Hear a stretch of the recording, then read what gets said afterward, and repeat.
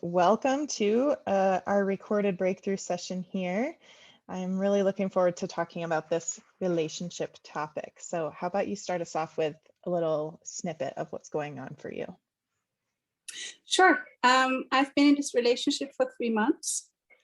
And we started from the beginning with the goal to have a conscious relationship and to really work on it and to use it also as a healing vessel, basically. And I think we started pretty quickly and it got close pretty quickly, but we also did a lot of talking and we made sure to have space for ourselves to integrate. So it didn't feel too rushed to me. But at some point, I think it was close to 2 months into the relationship, he got triggered for the first time really heavily. And he had to withdraw. And it was clear that his boundaries are not really good. So he got triggered by me setting boundaries. And since then, we've taken it a bit slower. And I also tried to be very clear about what I need and while giving him space to find his own center, really. But I have this tendency to notice too late when I'm over my boundaries because I'm used to making everybody else happy. And sometimes I just notice too late. And in this incident, he got triggered by something I wasn't aware of. And I felt him withdrawing without knowing it. And I think that made me really angry because that issue had been simmering. You know, how much time do we spend together? Do we spend nights together? How can he integrate his own routines into being together? And it started off by me just telling him I'm angry and I'm not really sure why. And I didn't act out. I just let him know. And that also apparently really triggered him, but he didn't say so. And then the next evening, I just felt him during the day retreating even more from his text that were happening, but in a different way and very late and not really, you know, answering my texts. So I just felt like something was off. And on Tuesday evening, I really started basically being angry at him. And I was really emotional. I didn't scream. I feel like I didn't yell at him, but he felt it was yelling and he doesn't take yelling well. And we even managed to slow it down and reconnect at the end of this call. But apparently it really got to him and he told me on Wednesday that he had nightmares the whole night and couldn't sleep well and I don't know what. And we were supposed to have a late Valentine's night on Wednesday because he had to work on Monday. And instead of coming over for dinner and he wanted to make me dinner, he had proposed that. He just texted at 5 and said, well, I'll be able to come around by 7 and I have to go later because I have to do some errands at home. And I was so, I felt so angry because I thought this is our Valentine's evening. We haven't seen each other since Sunday. There are issues apparently. And now you're basically coming over for a short visit and not a celebration and not enough room to talk and not spending the night and whatever. And first I was totally confused and I said, well, I don't understand what this is all about. We were supposed to celebrate, we were supposed to talk, what's going on? And there wasn't any reply. And then I really felt like I had to set the boundary. And I basically told him, please only come back when you know what kind of space you want to give your partner and are able to treat me accordingly. Because I gave you space the last 2 nights to work and, you know, to do what you have to do. And I also became sick on Tuesday night and he knew that. And he didn't even ask me, you know, do you need anything or whatever, which is something that we would usually do for each other. Right, right. And yeah, he didn't reply for 3 hours basically, and then sent a very long text that told me he'd been triggered since Monday. And I thought, what the fuck, you know? You didn't tell me about it, because if I had been aware, I could have, you know, reacted differently or really understand my reaction. Because apparently I just reacted unconsciously to him withdrawing and being triggered without even knowing. And well, he sent this really long message, and I was totally taken aback, basically, and surprised. And I called him then and said, well, you know, I'm really happy to talk, because he also had said, well, I really would have loved to talk tonight. And I said, well, then you should have. And I'd love to talk to you, but I will not text you, and I will not speak on the phone, because it doesn't help. So if you're ready to talk, please come by. I'm home anyway because I'm ill. Just let me know beforehand so that I can get dressed properly. And yeah, that's where it is. He called yesterday noon, but it was a mishap apparently. He wanted to call someone else, and he didn't even tell me because I was too late.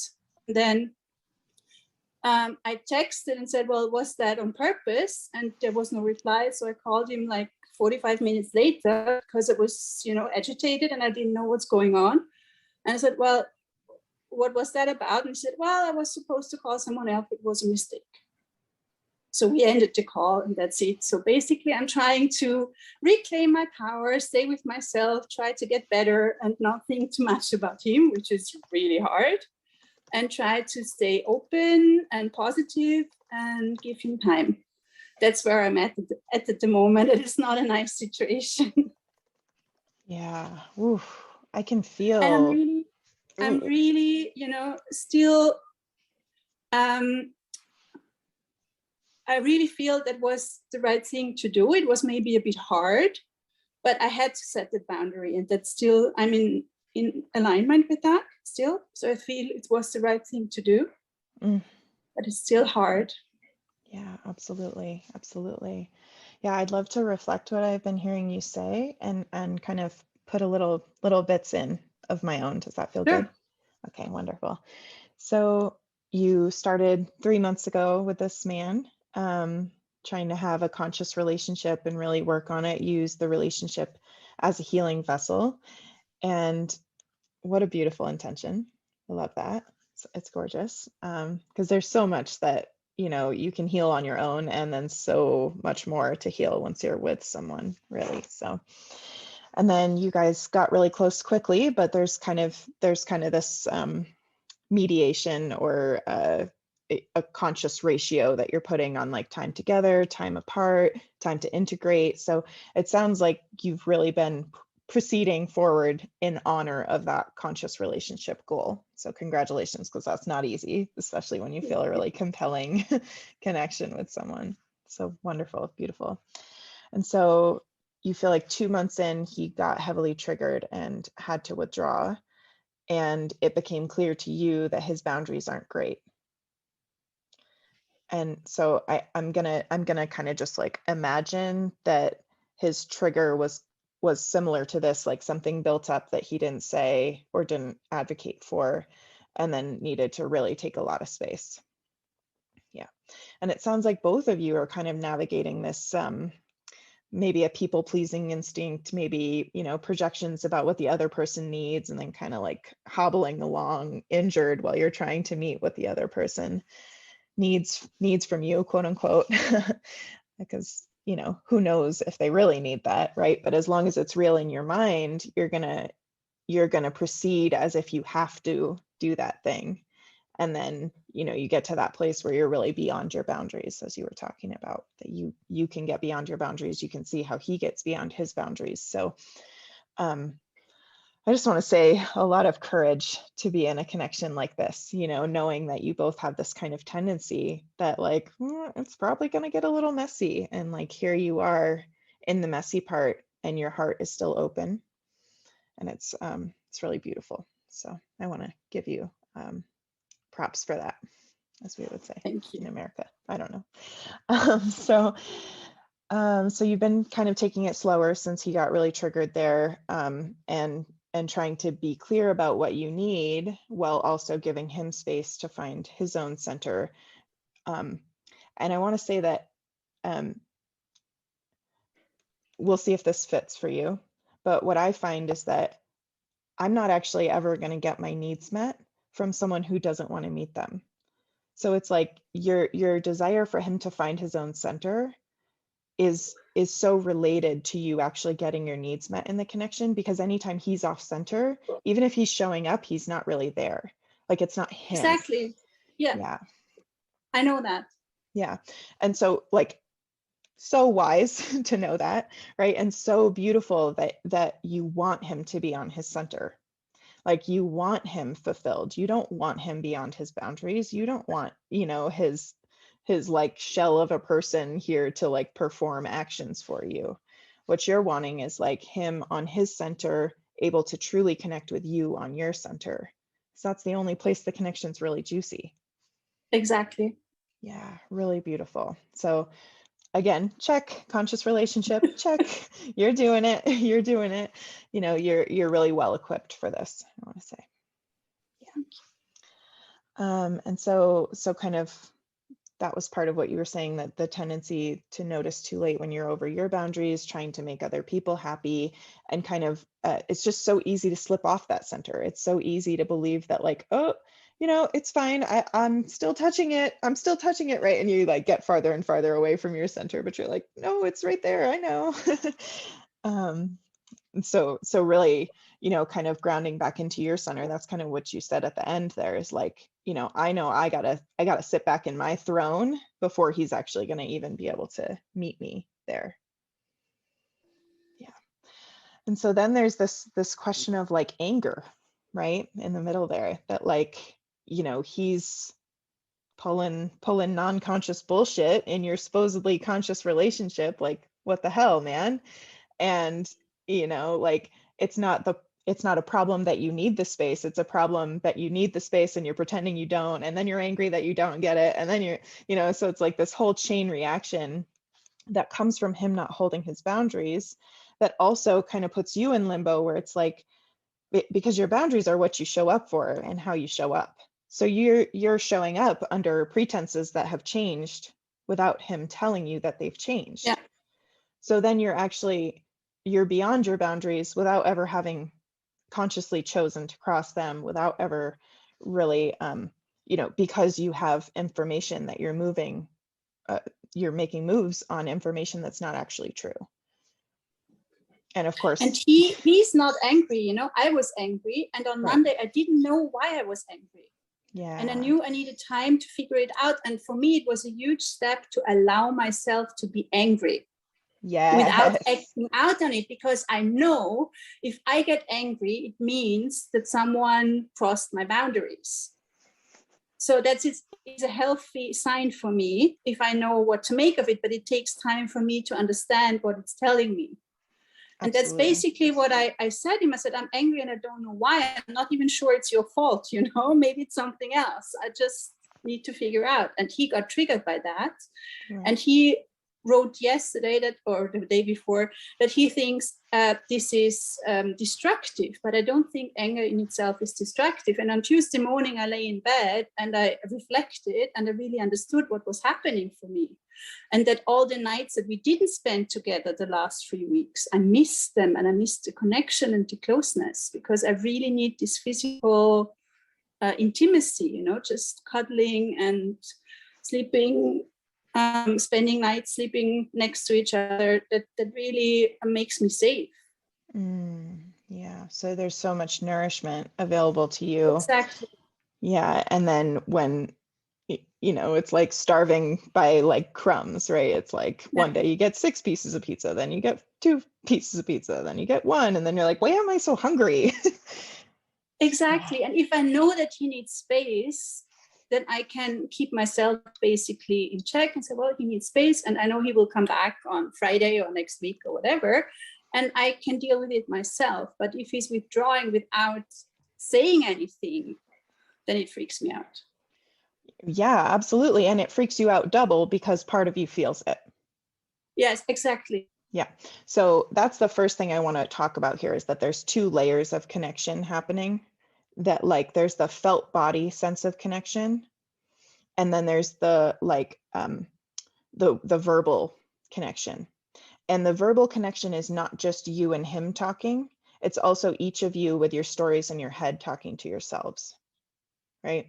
So for example, there's him kind of changing how he's talking to you. And this is, these layers are getting blurred. And anytime these layers get blurred, it gets really confusing. So I'm glad you reached out, because, you know, this is one of those things that's really, really hard to untangle for yourself. Like, you're clearly someone who's done a ton of work, and it'll always be like, I should know how to figure this out. I should be able to do this, right? But like, this is just one of those things that gets like balled all together. And then it's like, it really helps to have another perspective. So I'm glad we're doing this call. So there's this layer where, this is where the layers are getting like mushed together, is that you're seeing his texts in the real world, right? And feeling his energy pulling away. And you're like, okay, his texts are different, right? So you're using the reality of the story, right? His texts, his communication to you, and like how you project that's happening, right? Because you don't actually know what's happening in that moment. Like, and even if your guess is right, it's still a guess. Does that make sense? That like, it's still a projection, even if you're right about it. So there's these projections and this storyline of like, okay, this text is different from how we used to text. And then there's also that energetic feeling, right? And so then that's a self-perpetuating thing. It's like, I'm feeling the energy of this. And then there's the story that comes in to validate, why is that happening, right? Because you feel crazy to just feel him pulling away and not have a reason. So you always make up a reason and say like, oh, it must be this. Oh, it must be that.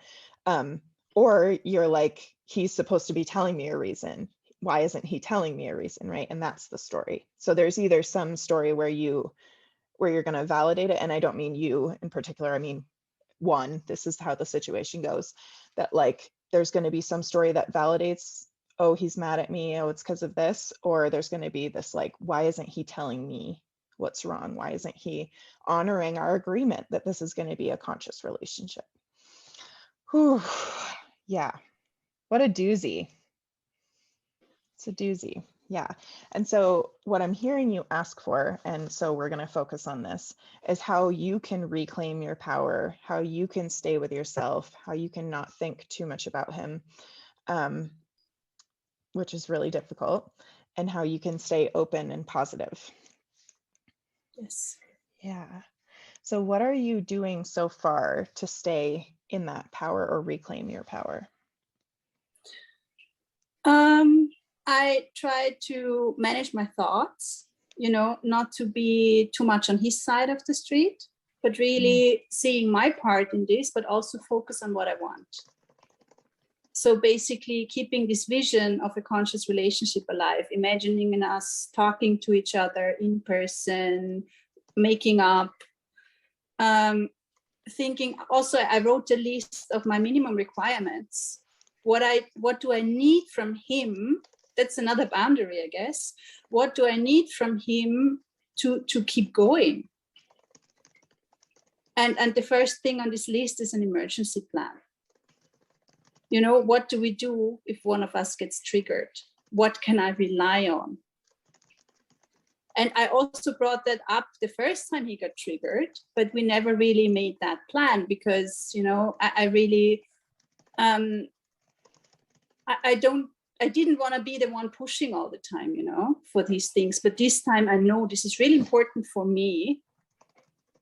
So I will insist that we do that. I also want him to get a coach to help him navigate these issues because he has a lot coming up from his ex-marriage. That's, I think, over 15 years ago and from his last relationship. And I don't think even a man can deal with that on his own. Mm-hmm. Mm-hmm. So I want him to get support because I also have my support. You know, I have a really good friend to talk about things like that. I have a coach if I need them. So. Mm-hmm. Can I say something that's a little funny? Pick on you a little bit. Sure. So I'm like, all right, what is the thing that's like making you reclaim your power? And then you're like, yeah, I'm driving on the thing that's going to make me reclaim my power. And like, here's what he needs to do, right? Like you like swerve. Yeah. right? Well, but you know, this emergency plan is something that is for both of us. Right. And that's what I want to, that's why this is just kind of like a funny Yeah. note, right? Because that's the real kicker, and that's why it's so hard to untangle this for yourself, is because, there's it's like what you need, and taking 100% responsibility for what you need also means that you need to have people in your life who are going to show up for you the way you need. So it's Yeah. like there's always some amount of steering into their side of the street to be like, well, is this going to work for me? Like, can I show up to this? Can I say yes to this? Because I'm not going to say yes to something that can't work for me. And so it's like, if the emergency plan isn't in place, this thing isn't going to work for me, so I can't show up, actually. Yeah. So it is boundaries, right? And again, with the like energy connection versus the like story connection, I find that often a needs-based language will put us into the story and take us out of the connection place. That like when I think about what I need, I'll often get really specific in requests, right? So like what you actually need is security when you're feeling triggered or when he's feeling triggered. Yeah. And the request, right, the like physical way that you think that could be met is through an emergency plan. But that's not necessarily the only way that it could be met, right? Like the thing that you actually want is security. So kind of Yes. taking or separating out what the actual need is, which is for security, from the like physical world representation of it, which is this emergency plan. Okay. So one of my favorite places to take this with someone, especially with people who want the conscious relationship, is bringing it back to the default of singlehood. That like when you're single, that need for sleepovers, or that need for like connection, or that need for like a certain amount of text during the day, like what happens to that need? Like when you're single, I mean, I can feel from you that like you're solid in yourself, right? And so it's like often these relationships actually rock us more than having no relationship at all, right? Which is why coming back to that like sovereign bit of like, what do you do when you don't have a partner to ask for these things from? Do you have an answer for that? Like where those needs go or how they get met when you don't have a partner to sleep over? Well, I think I just take care of them myself. Mm-hmm. It's just, if I open to someone else, there needs to be a certain amount of safety or security or, togetherness, Mm-hmm. connection, Mm-hmm. to make me feel safe enough to open. Mm-hmm. Mm-hmm. So the safety of the connection has some rest in some way on the circumstances. I think it can't not rest on the circumstances, I want to say. And also, I know again, that I only can be safe in myself, and I can't find safety I don't have for myself in a man or in a relationship. But in order to be able to remain open, I have needs. And I also think that's justified, Absolutely. I couldn't open to someone who is lying to me or right. disappearing for a month without telling me or whatever. Right. And Absolutely. I also have my story and I have my wounds. And even if I'm responsible for them myself, there is behavior that triggers these wounds in a way that is not healthy for me. Absolutely. So I need to make sure that I'm safe, and that requires connection. Right. And that requires knowing what's going on. Yeah. Yeah, absolutely. Yeah. So there's the safety that you have in yourself, and then there's whether a relationship maintains and increases that safety or destroys and decreases that safety. Yeah.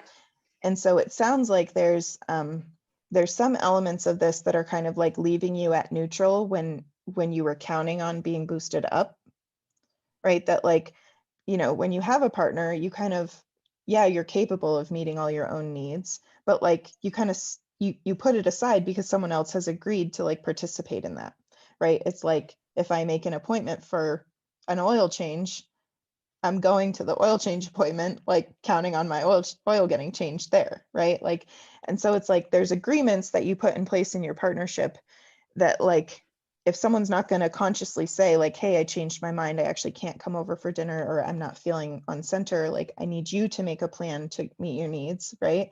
Like if that was the case, you'd be able to be like, yeah, okay, like, Sure. I'll, pass the ball back. I'll hold the ball. It's mine now.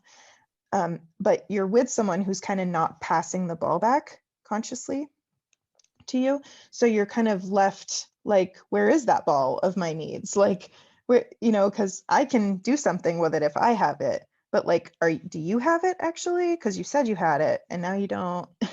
So in that way, there's that little bit of confusion there. And then there's also, and we had a discussion about that previously. I said, I don't mind if your plans change, but please then call me and let's see what we make of it. right. Do we order food if you need to work longer and then eat together or whatever? I don't care. Right. We just need to come up with a new plan together if the plan changes for whatever reason. Mm-hmm. And he doesn't do that. Right. Okay. And I think he didn't do it because he was triggered, but still, Yeah, it's still what you want, right? And you're not supposed, like, you don't have any obligation to settle for anything other than what you want. And so kind of the uncomfortable thing here that you maybe won't like to hear is that he's already not showing up. Like he's not someone that you can rely on because he's said yes, and his yeses have turned into no's without him telling you. Right? So I'm not saying like, oh, you need to break up with him. Oh, you need to whatever. But what I would recommend is taking full possession back of your needs. And whatever that does to your relationship, or however you need to manage the relationship for that to work for you, is the step to take in the relationship. That like you aren't feeling safe, you aren't getting the communication that you want from him, you aren't able to trust him when he says he's going to meet a need, and you aren't able to trust that when he says he's going to and it changes, that he's going to tell you. So my recommendation is to take back not just your power, but your needs and your nourishment. And once you do that, you can let that show you how much room there is for him in your life. Right? So what do you look like, or what does your relationship look like when you're not relying on him at all? And it might look like you're not really open to him. Right? It might look like when you're in your full nourishment, it's like, why would I go back there to that thing that's so inconstant? Why would I go back? And it also might be that when you're in full possession of your needs, he's like, oh, wow, I can just completely show up here because there's no expectation of me. Which also might or might not work for you, because maybe it's not cool for you to have a partner who can't bear any expectation. Right? That might not be reasonable for you. And so there's not a right way to do this. That's what I want to be really clear about, that like there's no right thing for you to do, but I guess the only right thing for you to do is to reclaim all of your nourishment, to take full responsibility for the fact that you are going to be nourished, and that's not negotiable. So if there's someone in your life that you can't trust with that, then you don't trust them with it, right? Just like you wouldn't walk on ice that's janky, right? Because you might fall through. So it's like your boundaries are what you show up for and how you show up. And he's shown you that he's going to change the agreements about what you show up for. So it's like the way to hold yourself in this is to have your full nourishment and to agree to show up for something that may or may not be true, right? So if you're really, really hungry and someone says there's food 5 miles away, and you're like, okay, that better be true, because if I walk 5 miles and there's no food there, I'm going to be starving at that point, right? So the point is that if someone says there's food 5 miles away, you eat first someone who you can't trust, right? You eat first to the point where you can walk 10 miles, right, there and back without food. And you decide from that full state whether that really seems like a good walk. Or But why would I even go there if I'm not sure there is the promised food? Exactly. And that's the thing. So that's a thing that only you can answer, right? Is this man really compelling to me when I'm fully nourished? Does this connection have something to offer me that I can't offer myself? And is it worth engaging with if its offerings are so inconstant or unreliable? And what is interesting to me at this point is also sexuality, for example. But that's something that needs trust. I can't open to somebody and get vulnerable if I can't rely on them emotionally. Absolutely. Absolutely. And so, if there is no trust and no openness, for me, there is no sex as well. So the whole point is moot, because, just to have someone to hold my hands to spend my evenings with, I'm not interested. Absolutely. Absolutely. Yeah. It's not easy. Yeah. And it's going to continue to take courage, and you've already demonstrated a lot of courage, and it's going to continue to take vulnerability, and you've already been demonstrating vulnerability. And I hope that you stay in your range for those experiences, knowing that he's going to push your range, right? So it's like, if what you would normally agree to goes to the edges of your range, with him, you need to agree to a lot less than that to allow for that room to push. Do you get what I'm saying? So it's like, if I know that someone tends to push my boundaries and I have an hour for a phone call, I'm going to tell them I have 30 minutes, right? Because then I'm never showing up for something that's more than what I have. I'm actually giving them space to violate my boundaries, or to violate the agreement without actually crossing my boundaries. So that's my best step forward for you, is like, how much can you pour into yourself? How much can you nourish yourself? And then what does he look like? And what does the relationship look like to you from that place? And how compelling is it? And it may be a heartbreaker, because, it's just, he's not actually showing up. And this is the worst kind of not showing up, because he's agreeing to, right? It's like the false yes, the counterfeit yes, is what one of my favorite negotiation books talks about it as, a counterfeit yes. It's like, you say, I need this, and they're like, yes, absolutely. And you're like, okay, I really need it. And they're like, yes. And you're like, but now I really need it. And they're like, yes, absolutely. And you don't even realize that, like, you're never going to get it, because they keep saying yes every time you ask them about it, and it actually just never arrives. And it's just a super, super challenging dynamic. I'm not saying that that's exactly what you're going through, but it's potentially what's going on, is that you have a man who's going to say yes, whether he's actually available for it or not. I think he really wants it. Absolutely. I'm just not sure he can have it. Absolutely. And he might be like lying to himself a bit, because he really wants it. Yeah. But he's not equipped to stand in the fire, really. It seems like that to me now. Yeah. Yeah. And as you take back your nourishment, there's going to be less fire for him to stand in. So it might actually become easier for him to show up for you. And then that might be like, oh, wow, okay, all I needed to do was take responsibility for these things, and then that actually feels good. Or like, actually, I don't respect a man who's not willing to take a little bit of responsibility, right? Like, there's not a right answer to what that looks like for you, even if he does step up, right? But the point is to bring it in so that you are nourished. Bring it in so that it's all yours, and then evaluate how he looks from there. Yeah. Okay, sounds reasonable. Not the answer I wanted, but here's the answer you wanted. He's wrong and he should be better. Yeah, but that doesn't help, because he's not. So. Yeah, it's not enforceable. That's the problem. There's no No. control that you can exert over that, unfortunately. And I really don't need him to be perfect. That's not the point. Yeah, I just need him absolutely. to show up for clearly communicated needs Mm-hmm.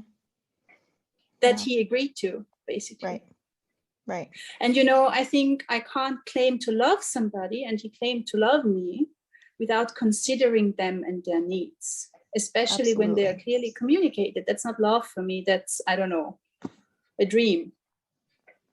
Yeah. Yeah, well, and there's also that part where if he has kind of bad boundaries and he really wants to show up for you, you know, he's going to be agreeing to things that are beyond his means, or he's going to be thinking that he's not allowed to say no. Even like there's no way that you can actually make it feel safe to someone to say no. You can try, you can say it's okay to say no to this. I want you to say no to this, but you can't actually make them refuse something that isn't going to work for them. And you can't know whether what they're agreeing to or disagreeing with is going to serve them or not. Right. So as much as you want to make it safe for him to say no to you, and for you to be able to make that contingency plan, he's clearly not feeling safe to say no. He's clearly not finding no to be an option, or even knowing when he needs to say no.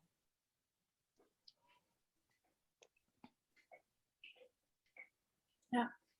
Yeah. Which means that, you know, it's just not something that you can rely on if you're interested in staying safe the whole time. So it's like stepping into the place where you're only relying on yourself again, and then seeing how he looks. Yeah. I really wish you well with this. This is a challenging situation. And I'll also say that there's going to be a lot of emotional expression for you. Like you can express this rage. I would love for you to like throw a tantrum, if that feels good to you. You know, just within yourself with a close friend, someone who can really show up for you, expressing the anger, expressing what you feel, crying really hard, laughing really hard, things that move your vagus nerve, right? In the center of your body. Letting this tension move through you, because this is a really painful situation. It's really hard, and someone let you down, someone that you opened to and have developed trust with has let you down, and there's a lot of emotion that will come through on that. I'm just inviting you to dump it out. Just dump it out like tension and release it. That's a good point. You feel complete? Thank you. Yeah. Wonderful.